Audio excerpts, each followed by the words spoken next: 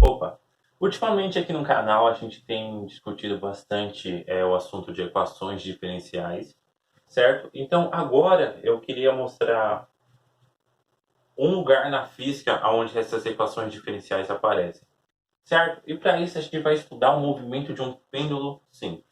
Um pêndulo nada mais é do que uma massa presa por uma corda, certo? Que oscila ao passar do tempo, tá bom? Então, se a gente usar as leis de Newton, mais precisamente a segunda e a terceira lei de Newton, vamos tentar achar uma equação que descreve o movimento desse pêndulo. Aqui no pêndulo, quando eu afasto ele do ponto de equilíbrio, que é x igual a zero, até um ponto x, eu sei que eu tenho uma força T aqui, que é T de tensão, certo? Voltada para o cabo. E eu posso decompor essa força em vetores verticais e horizontais. Um pouquinho de trigonometria, a gente descobre que este ângulo aqui também é θ.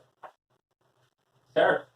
É só lembrar de retas paralelas cortadas por uma reta transversal. Aí você acha que esse ângulo aqui também é θ. A gente tem também uma força que aponta para o centro da Terra, que é a força peso, que nada mais é do que a multiplicação da massa vezes a aceleração da gravidade. Visto isso, a gente consegue tirar duas equações daqui. A gente consegue tirar a equação número 1, que diz que t cosseno de θ menos mg é igual a massa vezes aceleração em y. O que é isso? Segundo a lei de Newton, a somatória das forças, tá? Porque aqui tem um sinal de menos. Porque t cosseno de θ está apontando para cima e mg está apontando para baixo. São forças com direções opostas, então tem que ter um menos. A somatória das forças é igual à força resultante, que é a massa vezes a aceleração. Eu consigo tirar a equação número 2, que diz que t seno de θ é igual a m a em x, no eixo x. T seno de θ é essa força aqui, certo? Essa força que aponta para lá. É a única força agindo no eixo x. E, diga-se de passagem, essa força aqui é uma força restauradora, ou seja, ela é sempre o inverso do movimento. Então eu tenho que colocar um sinal de menos aqui, porque ela aponta sempre para o oposto do movimento. Então, por exemplo, se o pêndulo ainda está vindo para cá, esta força está apontando para lá. Ela está desacelerando o pêndulo. Quando o pêndulo começar a voltar para lá, essa força aponta para cá, desacelerando o pêndulo. Então, essa força ela é sempre contrária ao movimento. Por isso, o sinal de menos. Agora, a gente pode notar também que não há movimento no eixo Y. O pêndulo ele não está se movendo assim, na vertical. Ele se move só na horizontal. Então, a gente pode igualar isso daqui a zero. Não tem aceleração, o movimento é zero. E, puxando o engenheiro que existe dentro da gente, a gente consegue fazer uma aproximação para ângulos pequenos, certo? Aonde a gente pode aproximar o cosseno de θ por 1. Essa não é uma aproximação tão grosseira quanto parece, tá? Em um ângulo, por exemplo, θ igual a 10 graus, a margem de erro é 1,5%. Então, é uma aproximação razoável. E com isso dali, partindo de 1, eu chego à relação de que T vai ser igual a mg. Certo? A tensão vai ser igual à força-peso. Partindo aqui de 2, eu posso escrever a aceleração como sendo a segunda derivada do deslocamento.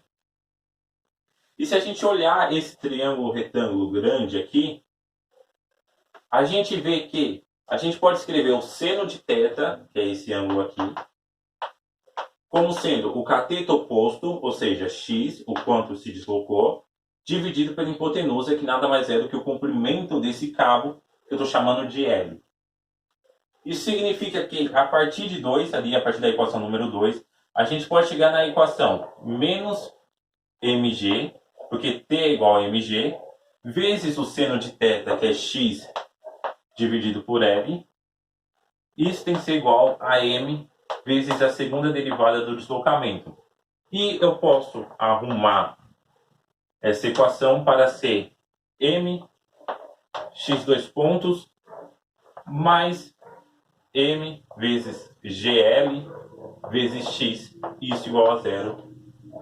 E colocar m em evidência. Então vai ficar m vezes x dois pontos mais g dividido por l vezes x, e isso é igual a zero. Eu tenho uma multiplicação entre dois termos aonde está dando zero. Então, ou m é zero, ou essa equação é zero. Como eu estou tratando de um pêndulo, não faz sentido físico a massa ser igual a zero. Então, essa equação é o termo que é igual a zero. Então, eu vou ter x, dois pontos, que significa a segunda derivada de x, mais g dividido por l, vezes x, isso igual a zero. E esta, senhoras e senhores, é uma equação diferencial de segunda ordem que a gente sabe resolver. A gente já viu como se resolve essa equação. E a gente viu que uma solução para essa equação é x em termos de t, tá? Sendo igual a cosseno de ômega vezes t mais c. Onde ômega nada mais vai ser do que a raiz quadrada de g dividido por L. Certo? Então, a gente conseguiu encontrar uma função que descreve o movimento deste pêndulo. Lembrando que a gente fez uma aproximação para ângulos pequenos. Tá? Não vai me colocar um ângulo de 90 graus aqui e esperar que isso funcione perfeitamente. Não vai. Tá? Para ângulos pequenos. A gente também dessa equação, a gente pode tirar a conclusão de que o período dessa equação, ou seja, o tempo que o pêndulo demora para fazer uma oscilação, vai ser igual a 2π vezes a raiz quadrada de L dividido por G. E por que isso? Se eu colocar esse 2π raiz quadrada de L dividido por G no lugar desse t aqui, essa raiz quadrada vai simplificar com essa raiz quadrada e eu vou ter 2π mais c, ou seja, eu vou ter um movimento periódico, certo? Então, com esse período aqui, a gente encontra o período de oscilação do pêndulo, o período que o pêndulo leva para fazer esse movimento, o movimento de oscilação. Tá? Esse daqui é um exemplo simples, da onde aparecem essas equações aqui diferenciais na física, tá? Praticamente aparece em todo santo lugar.